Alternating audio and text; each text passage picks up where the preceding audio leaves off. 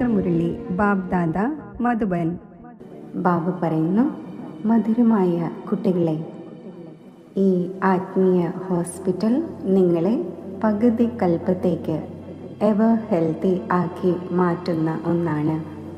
ഇവിടെ നിങ്ങൾ ദേഹി അഭിമാനി ആയിരിക്കൂ.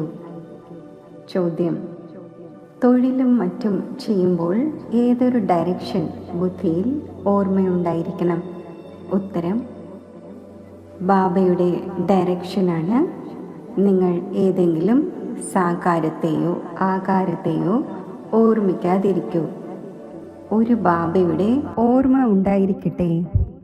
അപ്പോൾ വികർമ്മം വിനാശമാകും.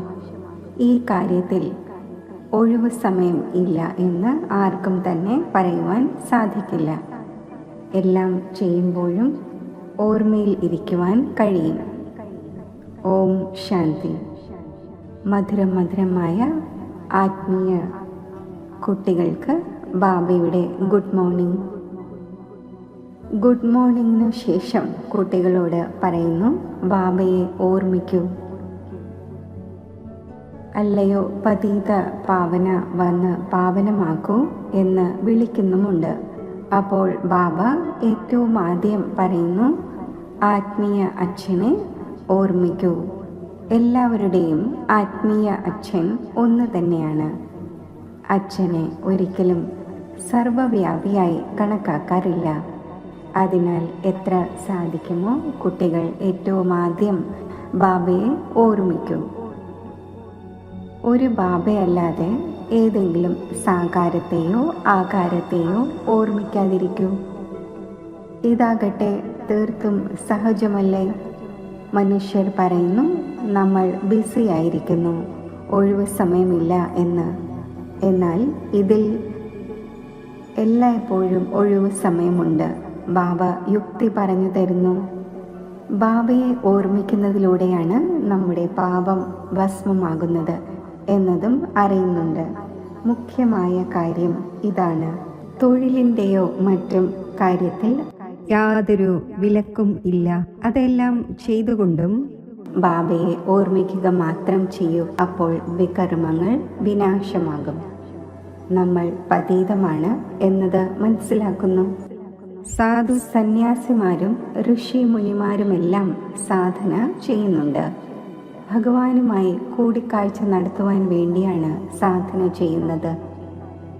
അതും എപ്പോൾ വരെ ഭഗവാന്റെ പരിചയം ഉണ്ടാകുന്നില്ലയോ അതുവരെയും കണ്ടുമുട്ടുവാൻ കഴിയില്ല. നിങ്ങൾക്കറിയാം, ബാബയുടെ പരിചയം ലോകത്തിൽ ആർക്കും തന്നെയില്ല. ദേഹത്തിൻ്റെ പരിചയമാകട്ടെ എല്ലാവർക്കും ഉണ്ട്. വലിയൊരു വസ്തുവിൻ്റെ പരിചയം ഉടനടി ഉണ്ടാകുന്നു. ആത്മാവിൻ്റെ പരിചയം ബാബ വരുമ്പോഴാണ് മനസ്സിലാക്കിച്ചു തരുന്നത്. ആത്മാവും ശരീരവും രണ്ട് കാര്യങ്ങളാണല്ലോ.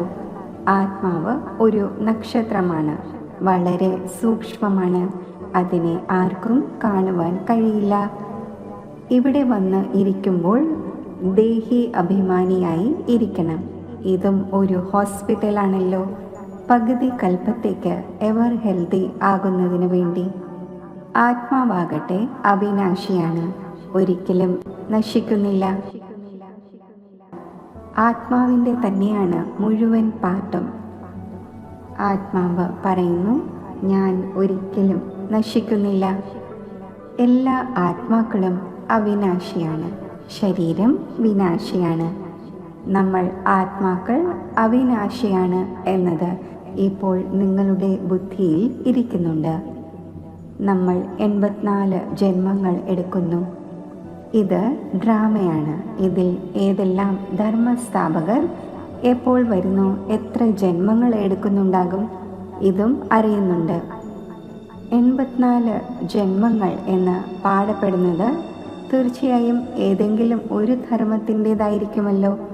എല്ലാവരുടേതുമാകാൻ കഴിയില്ല. എല്ലാ ധർമ്മങ്ങളും ഒരുമിച്ച് വരുന്നില്ല. നമ്മൾ ഇരുന്ന് മറ്റുള്ളവരുടെ കണക്ക് എന്തിന് എടുക്കണം? ഇന്ന സമയത്ത് ധർമ്മം സ്ഥാപിക്കുവാനായി വരുന്നു എന്ന് അറിയാം. പിന്നെ അതിൻ്റെ അഭിവൃദ്ധി ഉണ്ടാകുന്നു. എല്ലാം സതോ പ്രധാനത്തിൽ നിന്നും തമോ പ്രധാനം ആകുക തന്നെ വേണം.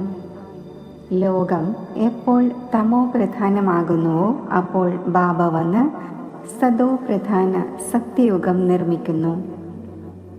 ഇപ്പോൾ കുട്ടികളായ നിങ്ങൾ അറിയുന്നുണ്ട്, നമ്മൾ ഭാരതവാസികൾ തന്നെ വീണ്ടും പുതിയ ലോകത്തിൽ വന്ന് രാജ്യം ഭരിക്കും. മറ്റൊരു ധർമ്മവും ഉണ്ടായിരിക്കുകയില്ല. കുട്ടികളായ നിങ്ങളിലും ആർക്കാണോ ഉയർന്ന പദവി നേടേണ്ടതായിട്ടുള്ളത് അവർ കൂടുതൽ ഓർമ്മയിലിരിക്കുന്നതിൻ്റെ പുരുഷാർത്ഥം ചെയ്യുന്നു. ഒപ്പം ബാബ നമ്മൾ ഇത്ര സമയം ഓർമ്മയിലിരിക്കുന്നു എന്ന സമാചാരവും എഴുതുന്നു. ചിലരാകട്ടെ ലജ്ജ കാരണം മുഴുവൻ സമാചാരവും നൽകുന്നില്ല. ബാബ എന്ത് പറയും എന്ന് വിചാരിക്കുന്നു. പക്ഷേ അറിയാൻ കഴിയുന്നുണ്ടല്ലോ. സ്കൂളിലെ ടീച്ചർ സ്റ്റുഡൻസിനോട് പറയുമല്ലോ, നിങ്ങൾ പഠിച്ചില്ലെങ്കിൽ ഫെയിലായി പോകും എന്ന്. ലൗകിക മാതാപിതാക്കൾക്കും കുട്ടികളുടെ പഠനത്തിലൂടെ മനസ്സിലാക്കാൻ സാധിക്കും. ഇതാകട്ടെ വളരെ വലിയ സ്കൂളാണ്. ഇവിടെ നമ്പർ വാറായി ഇരുത്തുന്നില്ല, ബുദ്ധിയിലൂടെ മനസ്സിലാക്കുന്നു. നമ്പർ വാർ ആയിരിക്കുക തന്നെ ചെയ്യുമല്ലോ.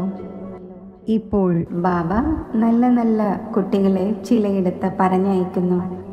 അവർ പിന്നെ മടങ്ങിപ്പോകുമ്പോൾ മറ്റുള്ളവർ എഴുതും, നമുക്ക് മഹാരഥി വേണം എന്ന്. അപ്പോൾ ഇവർ നമ്മളെക്കാൾ സമർത്ഥരാണ്, പ്രശസ്തരാണ് എന്ന് തീർച്ചയായും മനസ്സിലാക്കുന്നു. നമ്പർ വാർ തന്നെയാണല്ലോ. പ്രദർശനിയിലും അനേകം പ്രകാരത്തിലുള്ളവർ വരുന്നു. അപ്പോൾ നിരീക്ഷിക്കുന്നതിന് വേണ്ടി ഗൈഡുകളും നിൽക്കണം. സ്വീകരിക്കുന്നവർക്ക് അറിയാം ഇത് എങ്ങനെയുള്ള വ്യക്തിയാണെന്ന്. അപ്പോൾ അവർക്ക് പിന്നെ സൂചന നൽകണം, ഇന്നയാൾക്ക് നിങ്ങൾ മനസ്സിലാക്കിച്ചു കൊടുക്കൂ എന്ന്. നിങ്ങൾക്കും മനസ്സിലാക്കുവാൻ കഴിയും. ഫസ്റ്റ് ഗ്രേഡും സെക്കൻഡ് ഗ്രേഡും തേർഡ് ഗ്രേഡും എല്ലാം ഉണ്ട്. അവിടെ ആകുമ്പോൾ എല്ലാവരുടെയും സേവനം ചെയ്യുക തന്നെ വേണം. ഏതെങ്കിലും ഉയർന്ന വ്യക്തി ഉണ്ടെങ്കിൽ തീർച്ചയായും ഉയർന്ന വ്യക്തികളോട് ആതിഥ്യ മര്യാദ എല്ലാവരും കാണിക്കുന്നു. ഇത് നിയമമാണ്. അച്ഛൻ അഥവാ ടീച്ചർ ക്ലാസ്സിൽ കുട്ടികളുടെ മഹിമ പറയുന്നു. ഇതും ഏറ്റവും വലിയ സൽക്കാരമാണ്. പേരെടുക്കുന്ന കുട്ടികളുടെ മഹിമ അഥവാ സൽക്കാരം ചെയ്യപ്പെടുന്നു. ഇന്നയാൾ ധനികനാണ്, റിലീജിയസ് മൈൻഡഡ് ആണ്. ഇതും സൽക്കാരമാണല്ലോ. ഇപ്പോൾ നിങ്ങൾ ഇത് അറിയുന്നുണ്ട്. ഉയർന്നതിലും ഉയർന്നത് ഭഗവാനാണ് പറയുന്നുമുണ്ട്. തീർച്ചയായും ഉയർന്നതിലും ഉയർന്നതാണ്.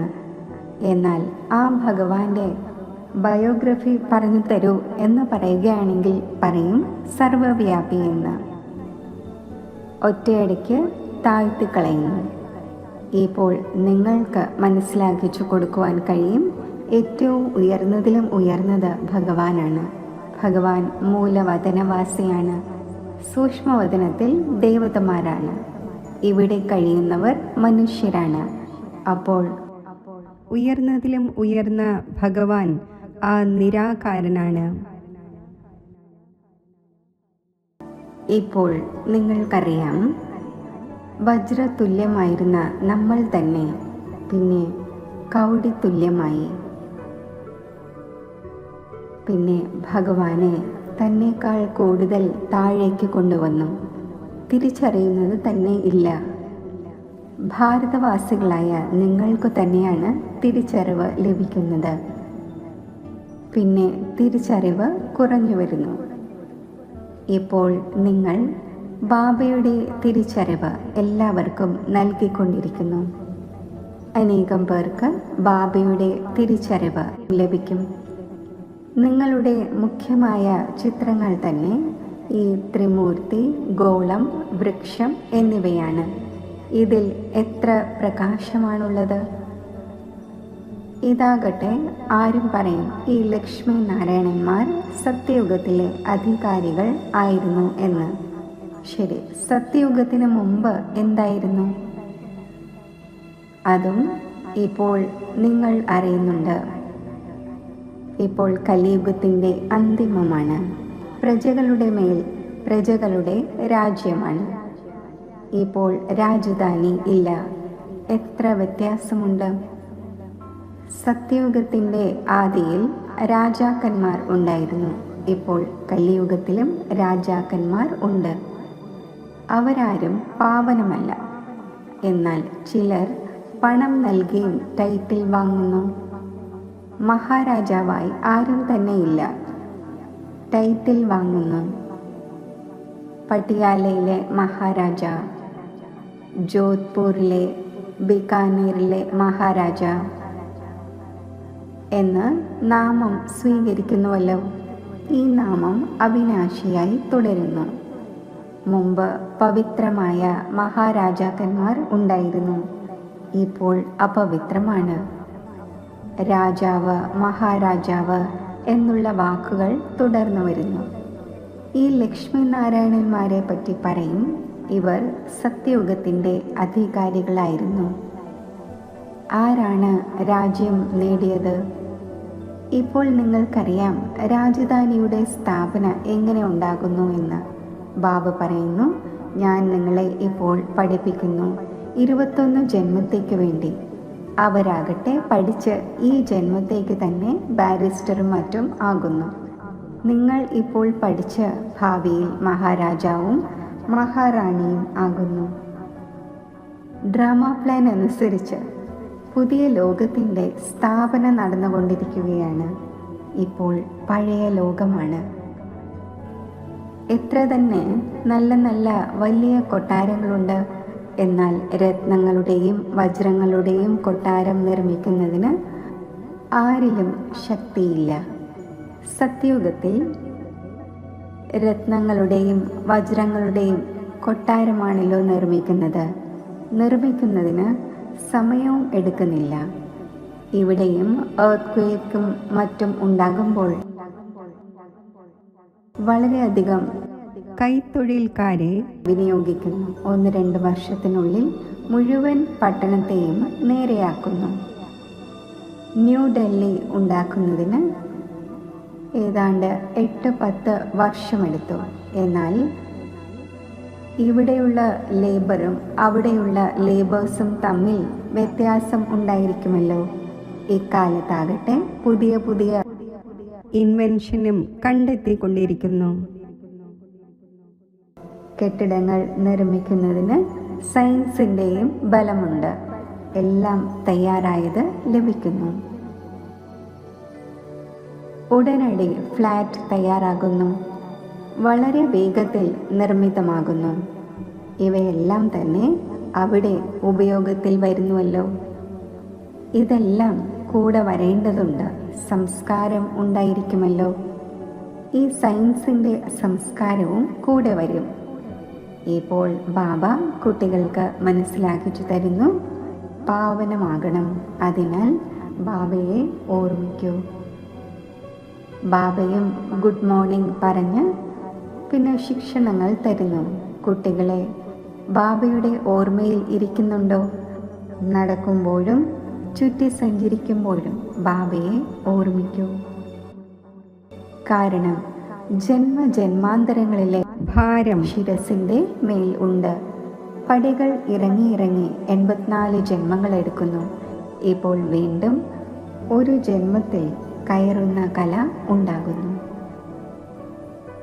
എത്ര ബാബയെ ഓർമ്മിച്ചു കൊണ്ടിരിക്കുന്നു അത്രയും സന്തോഷവും ഉണ്ടാകും, ശക്തി ലഭിക്കും. മുന്നിലെ നമ്പറിൽ വയ്ക്കപ്പെടുന്ന ധാരാളം കുട്ടികളുണ്ട്. പക്ഷെ ഓർമ്മയിൽ തീർത്തും ഇരിക്കുന്നില്ല. ജ്ഞാനത്തിൽ തീവ്രമാണ്, എന്നാൽ ഓർമ്മയുടെ യാത്രയിൽ അല്ല. ബാബയാകട്ടെ കുട്ടികളുടെ മഹിമ ചെയ്യുന്നു. ഇദ്ദേഹവും നമ്പർ 1 അപ്പോൾ തീർച്ചയായും പ്രയത്നവും ചെയ്യുന്നുണ്ടാകുമല്ലോ. നിങ്ങൾ എല്ലായ്പ്പോഴും മനസ്സിലാക്കൂ, ശിവ് ബാബയാണ് മനസ്സിലാക്കിച്ചു തരുന്നത്. അപ്പോൾ ബുദ്ധിയോഗം അവിടെ ചേർന്നിരിക്കും. ഇദ്ദേഹവും പഠിക്കുന്നുണ്ടാകുമല്ലോ. എങ്കിലും പറയുന്നു, ബാബയെ ഓർമ്മിക്കൂ എന്ന്. ആർക്കെങ്കിലുമൊക്കെ മനസ്സിലാക്കിച്ചു കൊടുക്കുന്നതിന് വേണ്ടിയാണ് ചിത്രങ്ങൾ.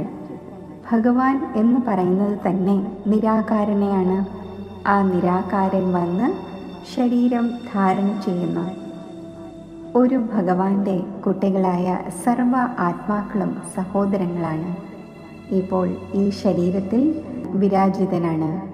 എല്ലാവരും അകാലമൂർത്തിയാണ്. ഇത് അകാലമൂർത്തിയുടെ അഥവാ ആത്മാവിൻ്റെ സിംഹാസനമാണ്. അകാല സിംഹാസനം ഏതെങ്കിലും പ്രത്യേക വസ്തുവല്ല.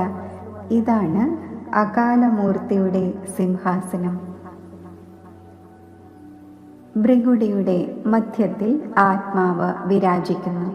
ഇതിനെയാണ് പറയുന്നത് അകാല സിംഹാസനം. അകാല സിംഹാസനം അകാല മൂർത്തിയുടേതാണ്.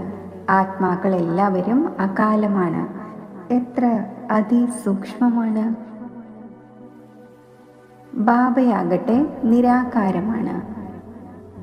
ബാബ തൻ്റെ സിംഹാസനം എവിടെ നിന്ന് കൊണ്ടുവരുവാനാണ്? ബാബ പറയുന്നു, എൻ്റെയും സിംഹാസനം ഇതാണ്. ഞാൻ വന്ന് ഈ സിംഹാസനം ലോൺ എടുക്കുന്നു. ബ്രഹ്മാവിൻ്റെ സാധാരണ വൃദ്ധ ശരീരത്തിൽ അകാല സിംഹാസനത്തിൽ വന്ന് ഇരിക്കുന്നു. ഇപ്പോൾ നിങ്ങൾ അറിഞ്ഞു കഴിഞ്ഞു, എല്ലാ ആത്മാക്കളുടെയും സിംഹാസനം ഇതാണ്. മനുഷ്യരുടെ കാര്യം മാത്രമാണ് പറയുന്നത്, മൃഗങ്ങളുടെ കാര്യമല്ല. മൃഗങ്ങളെക്കാൾ മോശമായ മനുഷ്യർ ആദ്യം നന്നാകട്ടെ. ആരെങ്കിലും മൃഗങ്ങളുടെ കാര്യം ചോദിക്കുകയാണെങ്കിൽ പറയൂ, ആദ്യം സ്വയം തന്നെ നല്ലതാക്കി മാറ്റൂ. സത്യയുഗത്തിലാണെങ്കിൽ മൃഗങ്ങളും വളരെ നല്ല ഫസ്റ്റ് ക്ലാസ് ആയിരിക്കും. മാലിന്യങ്ങളോ മറ്റോ യാതൊന്നും ഉണ്ടായിരിക്കുകയില്ല. രാജാവിൻ്റെ കൊട്ടാരത്തിൽ പ്രാവിൻ്റെയോ മറ്റോ കാഷ്ടം ഉണ്ടെങ്കിൽ ശിക്ഷ കൊടുക്കും. അല്പം പോലും മാലിന്യം പാടില്ല. അവിടെ വലിയ ജാഗ്രത ഉണ്ടായിരിക്കും. കാവലിരിക്കുന്നു. ഏതെങ്കിലും മൃഗങ്ങൾ ഉള്ളിൽ കയറാതിരിക്കാൻ വേണ്ടി വളരെയധികം സ്വച്ഛത ഉണ്ടായിരിക്കുന്നു. ലക്ഷ്മി നാരായണൻ്റെ ക്ഷേത്രത്തിലും എത്ര സ്വച്ഛത ഉണ്ടായിരിക്കുന്നു. ശങ്കർ പാർവതിയുടെ ക്ഷേത്രത്തിൽ പ്രാവിനെയും കാണിക്കുന്നു. അപ്പോൾ തീർച്ചയായും ക്ഷേത്രത്തെയും മോശമാക്കുന്നുണ്ടാകും. ശാസ്ത്രങ്ങളിലാകട്ടെ വളരെയധികം കെട്ടുകഥകൾ എഴുതിയിരിക്കുന്നു. ഇപ്പോൾ ബാബ കുട്ടികൾക്ക് മനസ്സിലാക്കിച്ചു തരുന്നു. അവരിലും കുറച്ചു പേർക്കാണ് ധാരണ ചെയ്യുവാൻ സാധിക്കുന്നത്. ബാക്കിയുള്ളവർ ഒന്നും മനസ്സിലാക്കുന്നില്ല. ബാബ കുട്ടികൾക്ക് എത്ര സ്നേഹത്തോടെ മനസ്സിലാക്കിച്ചു തരുന്നു. കുട്ടികളെ വളരെ വളരെ മധുരമാകൂ. വായിൽ നിന്നും സദാ രത്നങ്ങൾ വന്നുകൊണ്ടിരിക്കട്ടെ. നിങ്ങൾ രൂപ് ബസന്താണ്. നിങ്ങളുടെ വായിൽ നിന്നും കല്ലുകൾ വരാൻ പാടില്ല. ആത്മാവിന് തന്നെയാണ് മഹിമ ഉള്ളത്. ആത്മാവാണ് പറയുന്നത്, ഞാൻ പ്രസിഡന്റാണ്, ഇന്നാരാണ്, എൻ്റെ ശരീരത്തിൻ്റെ പേര് ഇതാണ്. ശരി, ആത്മാക്കൾ ആരുടെ കുട്ടികളാണ്? ഒരു പരമാത്മാവിൻ്റെ. അപ്പോൾ തീർച്ചയായും ആ ഒന്നിൽ നിന്നും സമ്പത്ത് ലഭിക്കുന്നുണ്ടാകും. ആ ഒന്ന് പിന്നെ എങ്ങനെ സർവവ്യാപിയാകും? നിങ്ങൾ മനസ്സിലാക്കുന്നുണ്ട്, നമ്മളും മുൻപ് യാതൊന്നും അറിഞ്ഞിരുന്നില്ല. ഇപ്പോൾ ബുദ്ധി എത്ര തുറന്നിരിക്കുകയാണ്. നിങ്ങൾ ഏതെങ്കിലും ക്ഷേത്രത്തിൽ പോയാൽ മനസ്സിലാക്കും, ഇവയെല്ലാം അസത്യമായ ചിത്രങ്ങളാണെന്ന്. 10 കൈകളുള്ള ആനയുടെ തുമ്പിക്കൈയുള്ള ഏതെങ്കിലും ചിത്രം അങ്ങനെ ഉണ്ടായിരിക്കുമോ? ഇതെല്ലാം ഭക്തി മാർഗത്തിലെ സാമഗ്രികളാണ്. വാസ്തവത്തിൽ ഭക്തി ഉണ്ടാകേണ്ടത് ആരാണോ എല്ലാവരുടെയും സദ്ഗതി ദാതാവ്, ആ ഒരു ശിവ് ബാബയുടേതാണ്. നിങ്ങളുടെ ബുദ്ധിയിലുണ്ട് ഈ ലക്ഷ്മി നാരായണന്മാരും 84 ജന്മങ്ങൾ എടുക്കുന്നു. പിന്നെ ഉയർന്നതിലും ഉയർന്ന ബാബ തന്നെ വന്ന് എല്ലാവർക്കും സദ്ഗതി നൽകുന്നു. ആ ഒന്നിനേക്കാൾ ഉയർന്ന ആരും തന്നെയില്ല. ഈ ജ്ഞാനത്തിൻ്റെ കാര്യങ്ങൾ നിങ്ങളിലും നമ്പർ വാർ ആയാണ് ധാരണ ചെയ്യുവാൻ കഴിയുന്നത്. ധാരണ ചെയ്യുവാൻ കഴിയുന്നില്ലെങ്കിൽ പിന്നെ എന്തിനു കൊള്ളാം? ചില കുട്ടികൾ അന്ധരുടെ ഊന്നുവടി ആകുന്നതിന് പകരം അന്ധരായി മാറുന്നു. പാൽ തരാത്ത പശുവിനെ മൃഗ സംരക്ഷണാലയത്തിൽ വയ്ക്കുന്നു. ഇവർക്കും ജ്ഞാനത്തിൻ്റെ പാൽ നൽകുവാൻ കഴിയില്ല. വളരെ പേരുണ്ട്, യാതൊരു പുരുഷാർത്ഥവും ചെയ്യുന്നില്ല. നമ്മൾ ആരുടെയും മംഗളം ചെയ്യണം എന്ന് മനസ്സിലാക്കുന്നില്ല. തൻ്റെ ഭാഗ്യത്തിൻ്റെ ചിന്ത പോലും ഉണ്ടായിരിക്കുന്നില്ല. എന്ത് ലഭിച്ചുവോ അത് തന്നെ നല്ലത് എന്നായിരിക്കും. അപ്പോൾ ബാബ പറയും, ഇവരുടെ ഭാഗ്യത്തിലില്ല. തൻ്റെ സദ്ഗതി ചെയ്യുന്നതിനുള്ള പുരുഷാർത്ഥം ചെയ്യേണ്ടതല്ലേ? ദേഹി അഭിമാനിയാകണം. ബാബ എത്ര ഉയർന്നതിലും ഉയർന്നതാണ്. വരുന്നത് തന്നെ നോക്കൂ, എങ്ങനെയുള്ള പതീത ലോകത്തിലും പതീത ശരീരത്തിലുമാണ്. ബാബയെ വിളിക്കുന്നത് തന്നെ പതീത ലോകത്തിലേക്കാണ്. എപ്പോഴാണോ രാവണൻ പൂർണ്ണമായും ഭ്രഷ്ടമാക്കി മാറ്റുന്നത്, അപ്പോൾ ബാബ വന്ന് ശ്രേഷ്ഠമാക്കി മാറ്റുന്നു. ആരാണോ നല്ല പുരുഷാർത്ഥം ചെയ്യുന്നത്, അവർ രാജാവും റാണിയുമായി മാറുന്നു. ആര് പുരുഷാർത്ഥം ചെയ്യുന്നില്ലയോ, അവർ ദരിദ്രമായി പോകുന്നു. ഭാഗ്യത്തിൽ ഇല്ലെങ്കിൽ പുരുഷാർത്ഥം ചെയ്യുവാൻ കഴിയില്ല. ചിലരാകട്ടെ വളരെ നല്ല ഭാഗ്യം ഉണ്ടാക്കിയെടുക്കുന്നു. ഓരോരുത്തർക്കും നമ്മൾ എന്ത് സേവനം ചെയ്യുന്നു എന്ന് നോക്കുവാൻ കഴിയും. ശരി, മധുരമായ വളരെ കാലം വേർപിരിഞ്ഞ ശേഷം തിരിച്ചു കിട്ടിയ കുട്ടികൾക്ക് മാതാവും പിതാവുമായ ബാബ്ദാദയുടെ സ്നേഹസ്മരണകൾ. Good morning.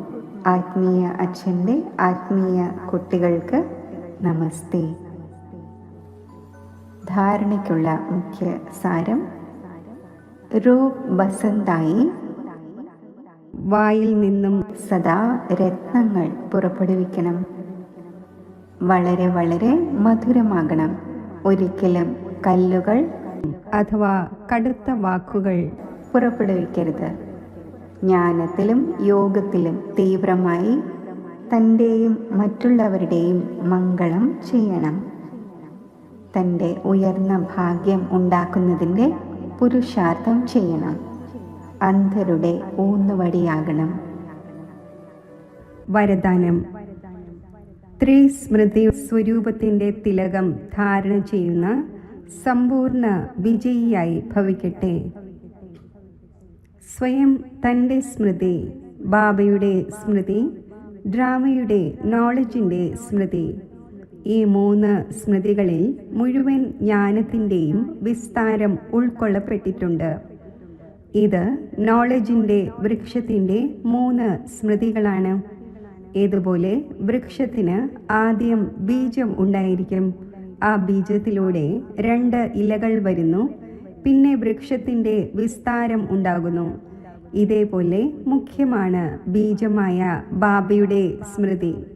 പിന്നെ 2 ഇലകൾ എന്നാൽ ആത്മാവിൻ്റെയും ഡ്രാമയുടെയും മുഴുവൻ നോളജ്. ഈ 3 സ്മൃതികളും ധാരണ ചെയ്യുന്നവർ സ്മൃതി ഭവ അഥവാ സമ്പൂർണ്ണ വിജയീ ഭവ എന്നതിൻ്റെ വരദാനിയായി മാറുന്നു. സ്ലോഗൻ: പ്രാപ്തികളെ സദാ മുന്നിൽ വയ്ക്കൂ, അപ്പോൾ ദൗർബല്യങ്ങൾ സഹജമായി സമാപ്തമായിക്കൊള്ളും. അവ്യക്ത സൂചന: കമ്പൈൻഡ് രൂപത്തിൻ്റെ സ്മൃതിയിലൂടെ സദാ വിജയിയാകും. സംഗമയുഗത്തിൽ ബ്രഹ്മകുമാരന്മാരും ബ്രഹ്മകുമാരിമാരും ഒറ്റയ്ക്കാവുക സാധ്യമല്ല. കേവലം ബാബയുടെ കൂട്ടുകെട്ടിൻ്റെ അനുഭവവും കമ്പൈൻഡ് അവസ്ഥയുടെ അനുഭവവും എമർജ് ചെയ്യൂ. ബാബ എൻ്റേത് തന്നെയാണ്, കൂടെ തന്നെ ഉണ്ട് എന്നത് പോരാ. ഇല്ല, കൂട്ടുകെട്ടിൻ്റെ പ്രാക്ടിക്കൽ അനുഭവം എമർജ് ആകണം. എങ്കിൽ ഈ മായയുടെ യുദ്ധമായിരിക്കില്ല. മായ തോറ്റുപോകും. കേവലം എന്തുണ്ടാകും എന്ന് ഭയപ്പെടരുത്. ധൈര്യം വയ്ക്കൂ. ബാബയുടെ കൂട്ടുകെട്ടിനെ സ്മൃതിയിൽ വയ്ക്കൂ. അപ്പോൾ വിജയം താങ്കളുടെ ജന്മസിദ്ധ അധികാരമാണ്. ഓം ശാന്തി. യോഗത്തിൻ്റെ അഭ്യാസം.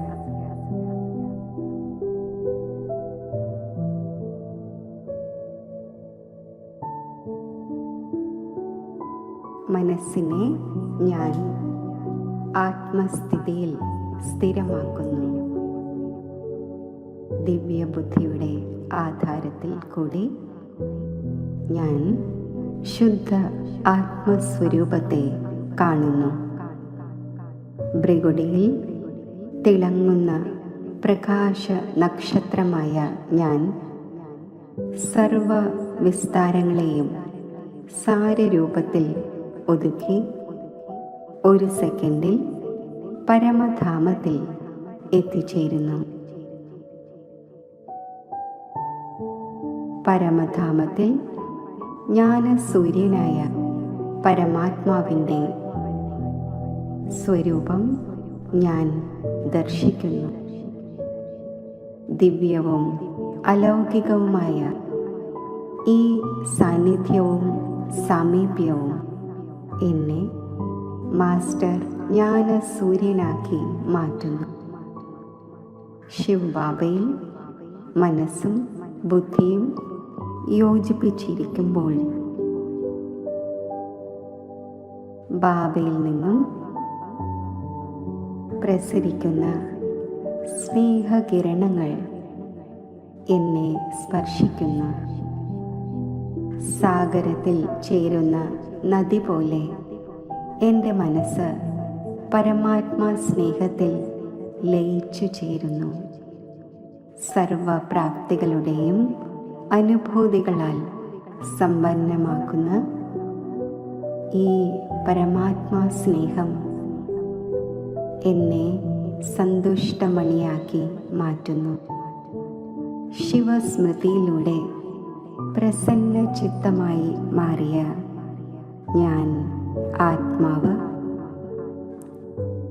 സ്നേഹത്തിൻ്റെ അവതാരമായി മസ്തകമധ്യത്തിൽ അവതരിക്കുന്നു. എന്നിൽ നിന്നും ഈശ്വരീയ സ്നേഹത്തിൻ്റെ അലകൾ നാനാഭാഗത്തും പ്രസരിക്കുന്നു.